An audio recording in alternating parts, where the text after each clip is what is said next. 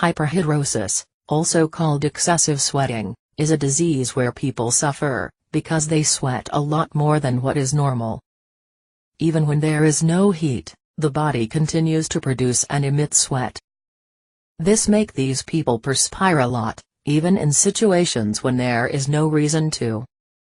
In addition to hyperhidrosis being an inherited disease, it also has other causes, such as anxiety, heart problems, obesity, and diabetes.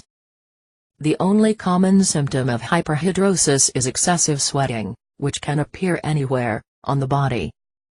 On hands, face, neck, head, feet, or armpits. But in more severe cases, the symptoms can be weakness, dizziness, chest pain, shivering, and high fever.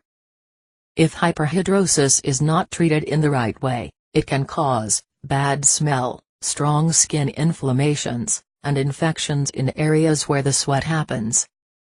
Luckily, the correct treatment can be found in the link that is in the description, just below this video. It will help you to solve your sweating problem, forever.